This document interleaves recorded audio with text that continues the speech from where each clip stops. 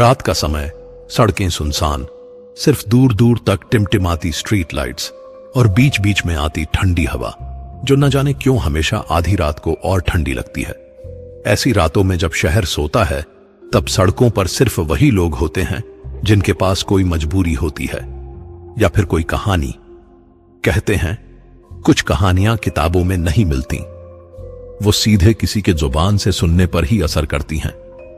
और जब सुनाने वाला वो हो जिसने खुद वो सब जिया हो, तो हर शब्द के साथ डर आपके सीने में उतरता चला जाता है।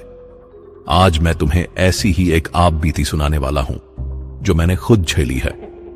यह कोई बनी बनाई कहानी नहीं, बल्कि एक ऐसा वाकया है जिसने मेरी नींद, मेरा चैन सब छीन लिया। और अगर तुम रात में अकेले सुन रहे हो तो पहले खिड़कियां बंद कर लो, लाइट थोड़ा मंद कर दो, क्योंकि जो आगे होने वाला है वो तुम्हारे दिमाग में भी घर कर सकता है। दिसंबर की वो काली रात थी जब हवा में मौत की खुशबू तैरती है। शहर के सारे दरवाजे खिड़कियां बंद, सड़कें वीरान, सिर्फ मेरी पीली टैक्सी सुनसान सड़कों पर भटक रही थी। घड़ी में 1:30 बजे थे जब फोन की घंटी ने रात की खामोशी को चीरा। एयरपोर्ट से एक महिला को सिटी सेंटर छोड़ना है। एयरपोर्ट पहुंचते ही मैंने उसे देखा, एक काले लंबे कोट में लिपटी, चेहरे पर मोटा स्कार्फ, हाथ में छोटा सा काला बैग। जब वो मेरी तरफ बढ़ी तो उसकी चाल में कुछ अजीब था, जैसे जमीन को छू भी रही हो और न भी छू रही हो। सबसे विचित्र बात यह थी कि इस कड़कड़ाती ठंड में भी उसके शरीर से हल्की सी भाप निकल रही थी, बिल्कुल वैसे जैसे किसी ने गर्म पानी में भीगे कपड़े पहने हों। जैसे ही वो गाड़ी के पास आई, मैंने महसूस किया कि हवा अचानक और भी ठंडी हो गई है। उसकी सांसें दिखाई नहीं दे रही थीं, जबकि मेरी सांसें धुएं की तरह बाहर निकल रही थीं। गाड़ी का दरवाजा खोलते वक्त उसकी उंगलियों की आवाज ऐसी आई जैसे नाखून धातु को खरोंच रहे हों। पीछे वाली सीट पर बैठते हुए वो बिल्कुल चुप थी। दरवाजा बंद होने की आवाज भी सामान्य से अलग थी, गहरी, गूंजने वाली। मैंने इंजन स्टार्ट किया तो हीटर की गर्मी भी जैसे उसकी मौजूदगी में बेअसर हो गई थी। रियर व्यू मिरर में देखने की कोशिश की, लेकिन उसका चेहरा स्कार्फ की वजह से स्पष्ट नहीं दिख रहा था। बस 2 काली आंखें जो एकटक सामने देख रही थीं। कहां जाना है मैडम? मैंने पूछा, लेकिन कई सेकंड तक कोई जवाब नहीं आया। फिर एक धीमी कांपती आवाज, सिटी सेंटर। उसकी आवाज में कुछ अजीब था, जैसे दूर से आ रही हो या फिर किसी गहरी गुफा से निकल रही हो। पूरे रास्ते में वो बिल्कुल हिली तक नहीं। न खिड़की से बाहर देखा, न अपना फोन चेक किया, बस सामने ताक रही थी, बिना पलक झपकाए। मीटर की लाल रोशनी जब उसके चेहरे पर पड़ती तो एक विकृत परछाई बनती, जिसे देखकर मेरी रीढ़ की हड्डी में सिहरन दौड़ जाती। रास्ते में 2-3 ट्रैफिक लाइट्स आईं। हर बार जब गाड़ी रुकती, मुझे लगता जैसे वो मेरी गर्दन पर सांस छोड़ रही है, लेकिन जब मैं मुड़कर देखता, वो वैसी ही बैठी होती, स्थिर, मूर्ति की तरह। एक बार मैंने हिम्मत जुटाकर रियर व्यू मिरर से उसकी आंखों को देखने की कोशिश की। उस पल जो कुछ देखा वो मुझे आज भी रातों में जगाता है। उसकी आंखें, वो सिर्फ आंखें नहीं थीं, उनमें जैसे अनगिनत चेहरे तैर रहे थे, धुंधले से पिघलते हुए चेहरे। मैंने तुरंत नजर हटा ली और एक्सेलरेटर दबा दिया।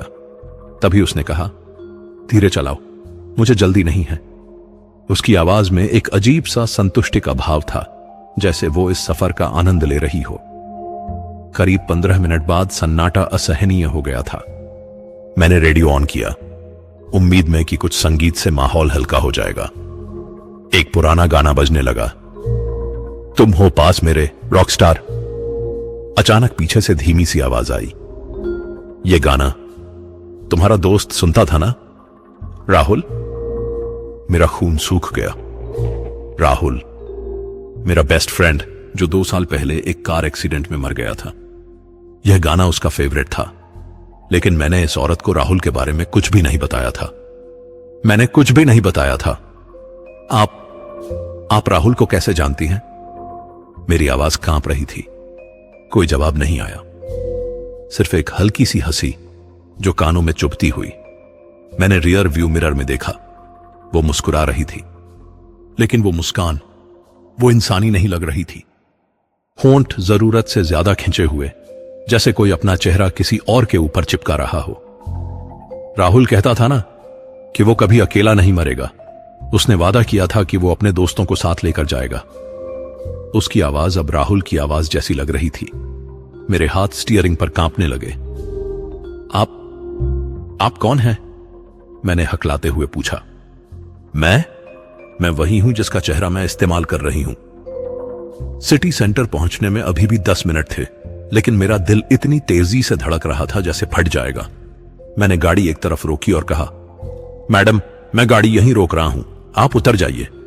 अरे क्यों भाई, अभी तो असली मजा आना है। अब उसकी आवाज बिल्कुल राहुल की थी। तू तो जानता है ना कि मैं कभी किसी को अधूरे सफर में नहीं छोड़ता। मैं दरवाजा खोलकर बाहर निकलने की कोशिश करने लगा, लेकिन दरवाजा नहीं खुल रहा था। हैंडल हिल रहा था, लेकिन दरवाजा जैसे जाम हो गया था। अरे कहां जा रहा है? पहले मेरा किराया तो दे। पीछे से उसकी आवाज आई। लेकिन पहले मैं अपना असली चेहरा दिखाती हूं। माफ करना, मैं अब तक तुम्हारे दोस्त का चेहरा लेकर बैठी थी। मैं धीरे से मुड़ा। वो धीरे धीरे अपना स्कार्फ हटा रही थी। पहले माथा दिखा, सामान्य लग रहा था। फिर आंखें, वो भी ठीक थीं, लेकिन जैसे ही नाक और होंठ दिखे, भगवान, वो सब पिघल रहा था। चेहरे की त्वचा मोम की तरह नीचे टपक रही थी। आंखें अपनी जगह से बाहर निकलकर गाल पर लुढ़क रही थीं। नाक का आकार बिगड़कर एक छेद में तब्दील हो रहा था। होंठ फटकर खुले घाव की तरह लग रहे थे, जिनसे काला खून रिस रहा था। लेकिन सबसे डरावनी बात यह थी कि उसके अंदर से राहुल का चेहरा झांक रहा था। सड़ा हुआ, कीड़े खाया हुआ, आंखों की जगह काले गड्ढे। अब पहचाना मुझे? उस विकृत मुंह से राहुल की आवाज निकल रही थी। मैंने कहा था ना, मैं अकेला नहीं जाऊंगा। मेरा दिमाग काम करना बंद कर चुका था। चीखना चाहता था, लेकिन गला सूख गया था। भागना चाहता था, लेकिन पैर सुन्न हो चुके थे। वो चीज धीरे धीरे आगे की सीट की तरफ बढ़ रही थी। उसकी पिघली हुई उंगलियां सीट को छू रही थीं और जहां छूती थीं, वहां काले निशान बन जाते थे। डरने की क्या बात है यार, बस थोड़ी देर में तू भी मेरे साथ होगा, फिर हम दोनों मिलकर और दोस्तों को ढूंढेंगे। उसकी आवाज अब कई आवाजों का मिश्रण लग रही थी। राहुल की, किसी औरत की, और कुछ बहुत पुराना और दुष्ट। उसने अपना हाथ मेरे कंधे पर रखा। उस स्पर्श से मेरे पूरे शरीर में जैसे बर्फ जम गई। मैं महसूस कर सकता था कि मेरी गर्मी, मेरी जिंदगी, मेरी आत्मा उसमें जा रही है। अब तू मेरा हो गया, उसने फुसफुसाकर कहा। तभी मुझे तेज दर्द महसूस हुआ, जैसे कोई मेरे सीने से दिल निकाल रहा हो। सब कुछ धुंधला होता गया। आखिरी चीज जो मुझे याद है वो थी सीट पर उसके नाखूनों की गहरी खरोंचें, जिनमें से ताजा खून टपक रहा था।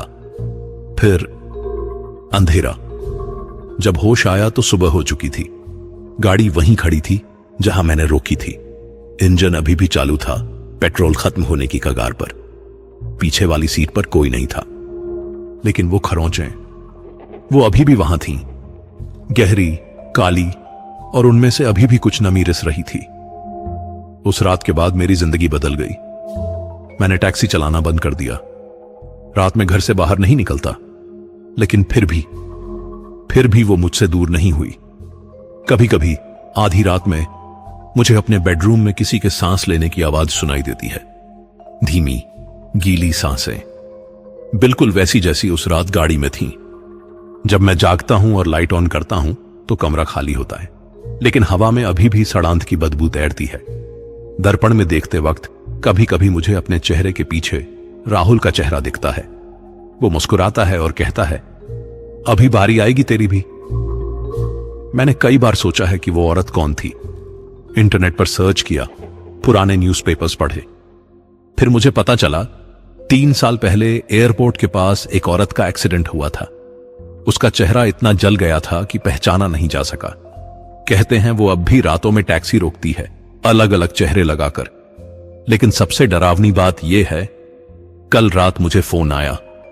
फोन उठाया तो राहुल की आवाज थी, यार मैं एयरपोर्ट पर हूं, टैक्सी भेज देना।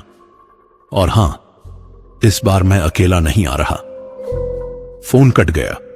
लेकिन मैं जानता हूं वो वापस आएगा, और इस बार शायद उसके साथ कोई और भी होगा, कोई और दोस्त जिसका चेहरा उधार लिया गया होगा। मैं अब भी रात में जागता रहता हूं इंतजार में कि कब फोन की घंटी बजेगी।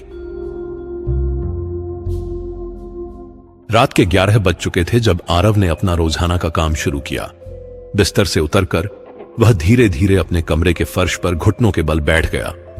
उसके हाथ में मोटे दानों वाला सफेद नमक था, जिसे वह बड़ी सावधानी से अपने बिस्तर के चारों ओर एक पूरे घेरे में बिखेरने लगा। हर दाना सही जगह पड़ना चाहिए था, कोई भी खाली जगह नहीं होनी चाहिए। आरव की उंगलियां कांप रही थीं, लेकिन वह जानता था कि यह जरूरी है, बहुत जरूरी है। आरव, तू फिर यही कर रहा है? उसकी मां ने दरवाजे से झांकते हुए पूछा। उसकी आवाज में परेशानी और हैरानी दोनों थी। आरव ने सिर उठाकर अपनी मां की तरफ देखा। उसकी आंखें लाल थीं, जैसे कई दिनों से नींद ना आई हो। मां, बाहर कुछ है, वह धीमी आवाज में बोला। मुझे इसकी जरूरत है। कुछ मतलब? बेटा, तू ठीक तो है ना? मां कमरे में आने की कोशिश करने लगी, लेकिन आरव ने तुरंत हाथ उठाकर उसे रोक दिया। नहीं मां, अंदर मत आइए, घेरा टूट जाएगा। उसकी आवाज में इतनी बेचैनी थी कि मां रुक गई। आरव ने नमक का घेरा पूरा किया। यह एक परफेक्ट सर्कल था, बिल्कुल बंद, जिसमें उसका बिस्तर पूरी तरह समा गया था। वह सावधानी से घेरे के अंदर कदम रखकर बिस्तर पर चढ़ गया। आरव, मुझसे कहना, तू ऐसा क्यों करता है? मां ने एक बार फिर पूछा। आरव ने खिड़की की तरफ देखा। बाहर घना अंधेरा था, लेकिन उसे लगता था जैसे वह अंधेरा हिल रहा है, सांस ले रहा है। बाहर कुछ है मां, वह फुसफुसाया, और यह अंदर आना चाहता है। मां ने गहरी सांस ली। पिछले 3 हफ्तों से आरव यही कर रहा था, हर रात।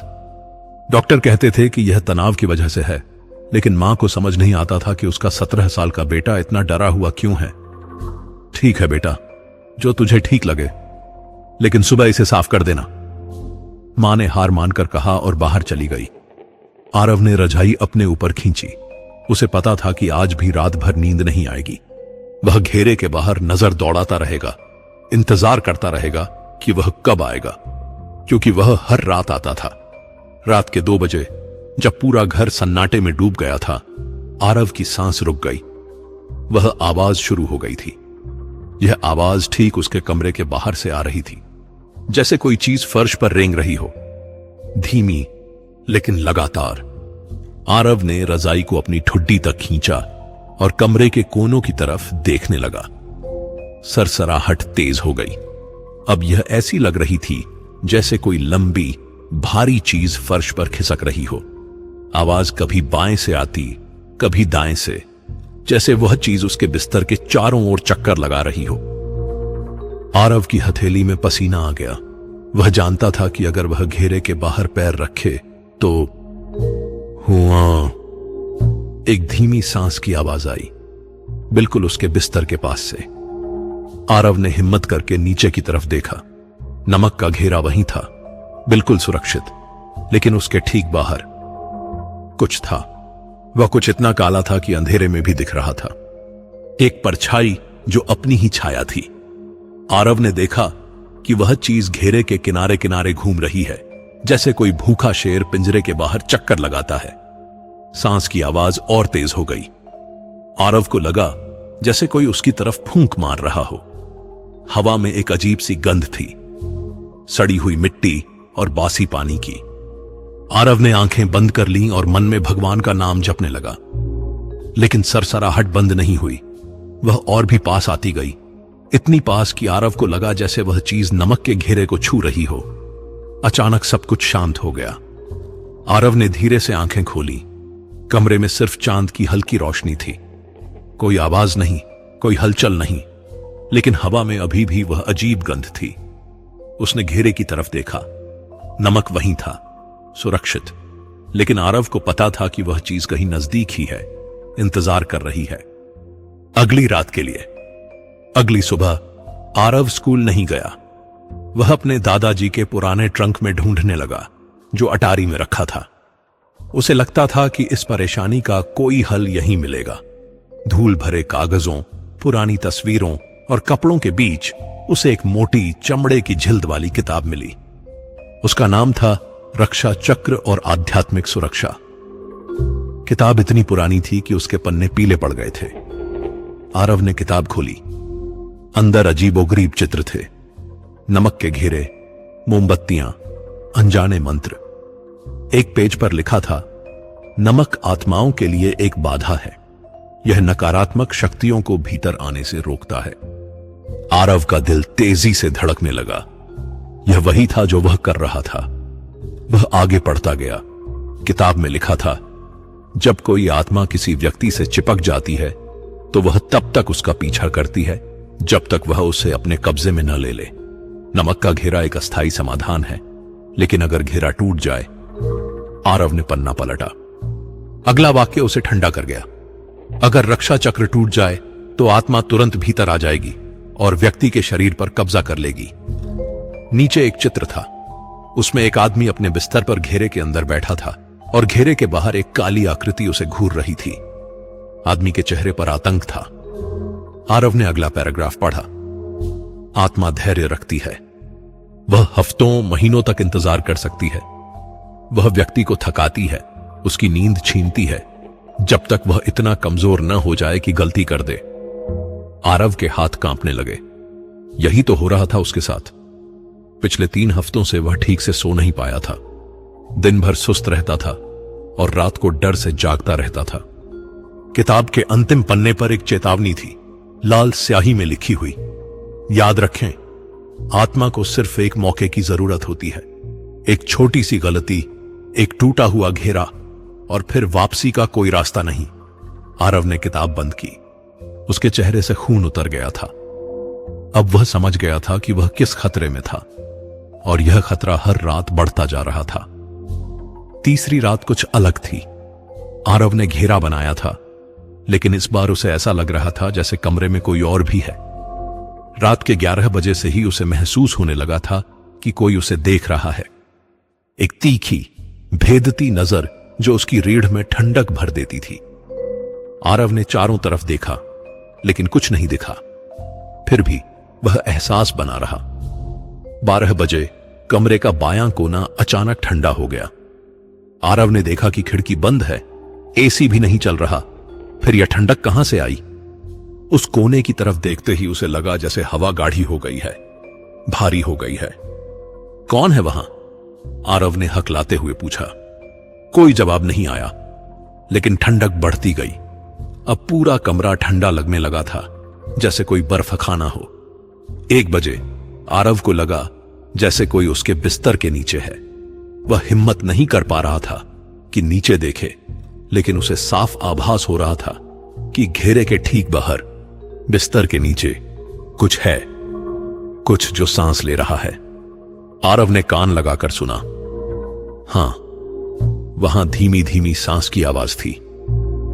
अंदर और बाहर, अंदर और बाहर। हे भगवान, आरव फुसफुसाया। 2 बजे वह एहसास और भी तेज हो गया। आरव को लगा जैसे कोई उसके बिल्कुल पास है, घेरे के ठीक बाहर खड़ा है। वह हिम्मत करके इधर उधर देखने लगा। तभी उसकी नजर दीवार पर पड़ी। वहां एक छाया थी, लेकिन यह छाया किसी इंसान की नहीं थी। यह लंबी थी, बहुत लंबी, और इसका सिर एक अजीब तरीके से टेढ़ा था, जैसे गर्दन टूट गई हो। आरव की सांस फूलने लगी। छाया हिल रही थी, लेकिन कमरे में कोई नहीं था जिसकी छाया हो। अचानक छाया ने अपना हाथ उठाया और दीवार पर आरव की तरफ इशारा किया। आरव चीख पड़ा और आंखें बंद कर ली। जब उसने फिर से खोली, छाया गायब थी, लेकिन ठंडक अभी भी थी और वह एहसास अभी भी था। वह चीज अब उसके बहुत पास आ गई थी। चौथी रात सबसे डरावनी थी। आरव ने घेरा बनाया और बिस्तर पर लेट गया, लेकिन वह जानता था कि आज कुछ अलग होने वाला है। रात के 1 बजे फुसफुसाहट शुरू हुई। आरव, उसका नाम, किसी ने उसका नाम लिया था। आरव का खून सूख गया। आवाज बहुत धीमी थी, जैसे कोई कानों में कह रहा हो, आरव, यहां आओ। यह आवाज कमरे के कोने से आ रही थी। आरव ने उस तरफ देखा, लेकिन वहां सिर्फ अंधेरा था। क्यों डरते हो आरव? बस एक कदम, सिर्फ एक छोटा सा कदम। आवाज अब और पास आ गई थी। आरव को लगा जैसे कोई उसके कान में फुसफुसा रहा हो। घेरे के बाहर आओ आरव, मैं तुम्हारा दोस्त हूं, तुम्हें कुछ नहीं होगा। नहीं, आरव ने जोर से कहा, तुम झूठ बोल रहे हो। अचानक एक ठंडी हंसी गूंजी। हां हां, समझदार लड़का, लेकिन तुम कब तक इस घेरे में रहोगे? एक दिन, एक रात तुम गलती करोगे। आरव के पूरे शरीर में कपकपी हो गई। वह आवाज सही कह रही थी। वह कब तक इस तरह रह सकता था? तुम थक रहे हो आरव, नींद नहीं आ रही, खाना नहीं खा रहे। कब तक चलेगा यह? आरव ने कानों में अंगुली ठूंस ली, लेकिन आवाज अब उसके दिमाग के अंदर से आ रही थी। बस एक कदम आरव, सिर्फ एक कदम, और सब कुछ खत्म हो जाएगा। फिर तुम आराम से सो सकोगे। चुप रहो, आरव चीखा। मैं हमेशा यहीं रहूंगा आरव, हर रात, जब तक तुम गलती नहीं करते। आवाज धीरे धीरे दूर होती गई, लेकिन आखिरी शब्द आरव के कानों में गूंजते रहे। बस एक कदम, सिर्फ एक कदम। आरव पूरी रात जागता रहा, कांपता रहा। अब वह जानता था कि वह चीज सिर्फ उसका इंतजार नहीं कर रही थी, वह उसे तोड़ने की कोशिश कर रही थी। 5वीं रात आरव बिल्कुल टूट चुका था। पिछले 4 दिनों से वह ठीक से नहीं सोया था। उसकी आंखों के नीचे काले धब्बे हो गए थे और हाथ लगातार कांप रहे थे। उसने फिर से नमक का घेरा बनाया, लेकिन इस बार वह इतना थका हुआ था कि उसकी पलकें बार बार झुक रही थीं। नहीं, सोना नहीं है, वह खुद से कहता रहा, सोना नहीं है। लेकिन थकान इतनी ज्यादा थी कि धीरे धीरे उसकी आंखें बंद होने लगी। सपने में आरव ने देखा कि वह अपने कमरे में है। नमक का घेरा वहीं है, वह बिस्तर पर लेटा है। सब कुछ ठीक लग रहा है। तभी कमरे में हवा चली।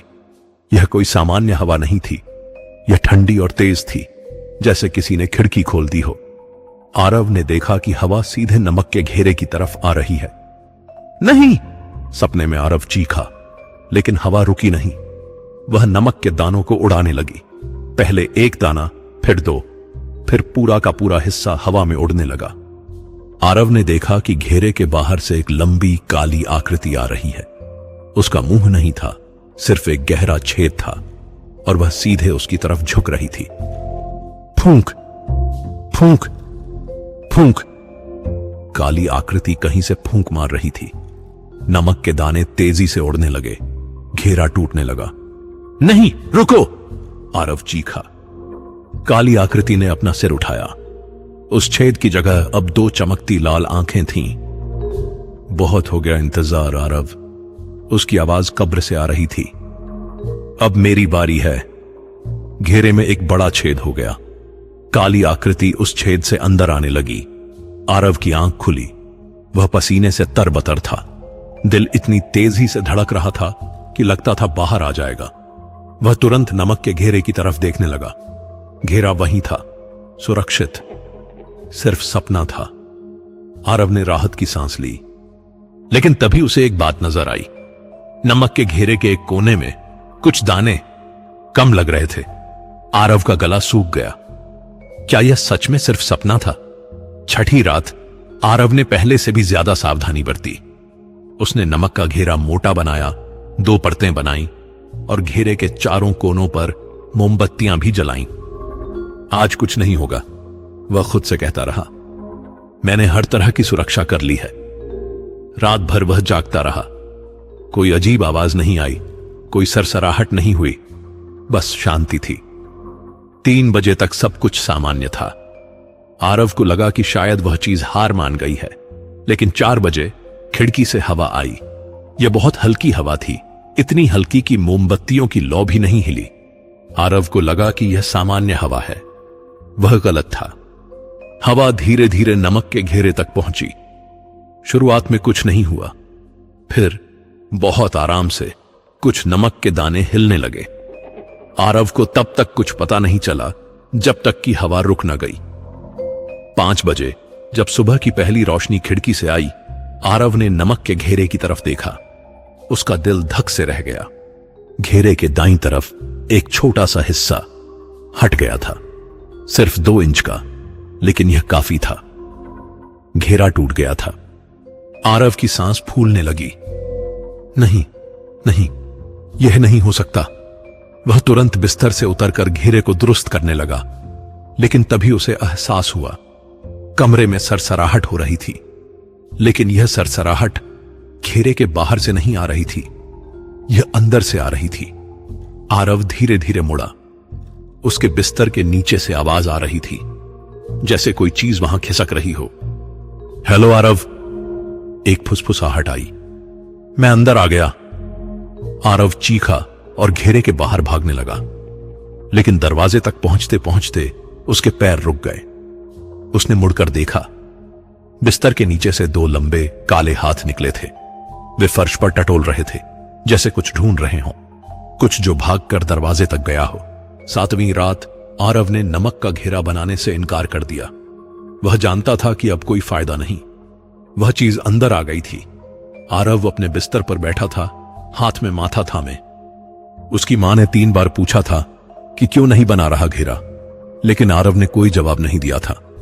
रात के 12 बजे आरव को लगा कि कमरे में कोई और भी है, लेकिन यह एहसास पहले जैसा नहीं था। पहले वह चीज बाहर थी, अब वह यहीं कहीं थी। 1 बजे आरव ने हिम्मत करके बिस्तर से नीचे देखा। वहां कुछ नहीं था, सिर्फ साफ फर्श। लेकिन फिर उसकी नजर फर्श पर पड़े निशानों पर गई। गीले निशान, लंबे पतले निशान, जो बिस्तर के नीचे से शुरू होकर कमरे के कोने तक जाते थे, जैसे कोई भारी चीज घिसकते हुए गई हो। आरव का गला सूख गया। यह निशान कल रात नहीं थे। तुमने देख लिया? एक आवाज आई, बहुत पास से। आरव ने तुरंत चारों तरफ देखा, लेकिन कोई नहीं था। आवाज हवा में घुली हुई थी, जैसे हर तरफ से एक साथ आ रही हो। मैं यही हूं आरव, हमेशा के लिए। आरव की सांस तेज हो गई। वह समझ गया था, वह चीज अब उसके कमरे में थी, उसके साथ थी। क्या चाहिए तुम्हें? आरव ने कांपती आवाज में पूछा। तुम्हें, आवाज ने जवाब दिया। सिर्फ तुम्हें। आरव ने आंखें बंद कर ली। जब उसने फिर खोली तो फर्श पर गीले निशान बढ़ गए थे। अब वे उसके बिस्तर तक आ गए थे। 8वीं रात सबसे भयानक थी। आरव सो नहीं पाया था पिछली रात, और अब वह बिल्कुल टूट चुका था। उसकी आंखें लाल थीं, हाथ कांप रहे थे, और दिमाग साफ नहीं था।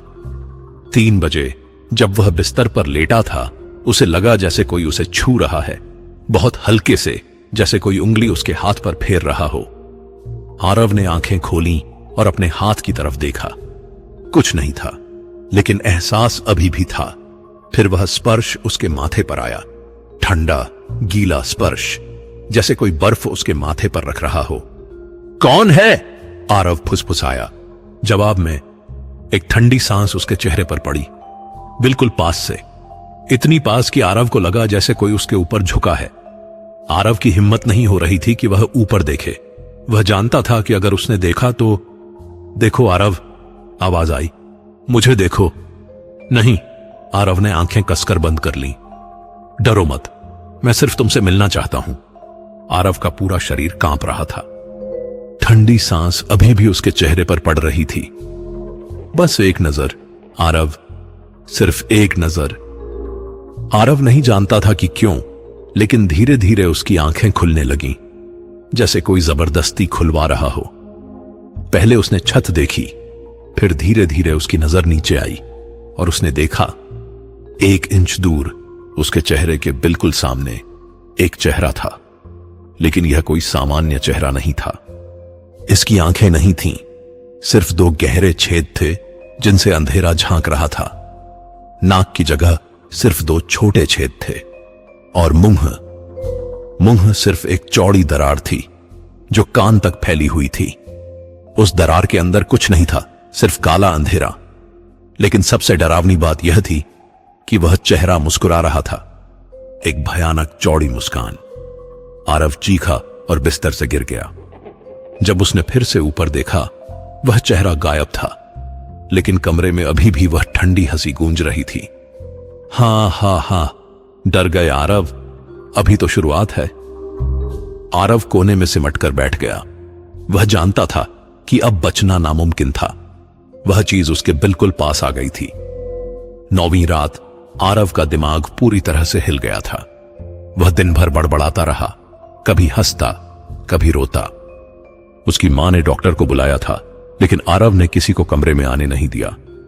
वह यहां है, वह चीखता रहा, वह यहीं कहीं है। रात के 10 बजे आरव ने आखिरी बार नमक का घेरा बनाने की कोशिश की, लेकिन उसके हाथ इतना कांप रहे थे कि घेरा ठीक से नहीं बन पाया। कोई फायदा नहीं, एक आवाज आई, अब मैं यहां हूं। आरव ने देखा कि कमरे के कोने में एक काली आकृति खड़ी है। वही चेहरा, वही भयानक मुस्कान। तुम्हारा खेल खत्म हो गया आरव। आरव पीछे हटने की कोशिश करने लगा, लेकिन उसकी पीठ दीवार से लग गई। काली आकृति धीरे धीरे उसकी तरफ बढ़ने लगी। नहीं, दूर रहो। आरव रोने लगा। इतने दिन तुमने मुझे बाहर रखा, अब मेरी बारी है। आकृति और पास आई। अब आरव उसकी सड़ी हुई गंध सूंघ सकता था। मैं तुम्हारे साथ हमेशा रहूंगा आरव, हमेशा के लिए। आरव ने आंखें बंद कर ली और भगवान का नाम जपने लगा। अचानक सब कुछ शांत हो गया। अगली सुबह जब आरव की मां उसे जगाने आई तो कमरा खाली था। बिस्तर पर कोई नहीं था, आरव का कोई निशान नहीं था। सिर्फ फर्श पर नमक बिखरा हुआ था और कोने में नमक के दानों से बना एक नया घेरा था। छोटा सा घेरा, जैसे किसी एक व्यक्ति के बैठने के लिए बनाया गया हो। मां घेरे के पास गई और अंदर झांका। वहां कोई बैठा था, कोई जिसकी आंखें बिल्कुल खाली थीं, चेहरे पर एक अजीब सी मुस्कान थी। कोई जो आरव जैसा दिखता था, लेकिन आरव नहीं था। नमस्ते मां, उस चीज ने कहा आरव की आवाज में। मैं वापस आ गया। मां चीखी और भागने लगी, लेकिन वह चीज हंसती रही। हाँ हाँ हाँ, अब मैं यहां हूं, हमेशा के लिए। और कमरे के कोने में नमक के घेरे के अंदर वह बैठी रही, इंतजार करती रही अगले शिकार का।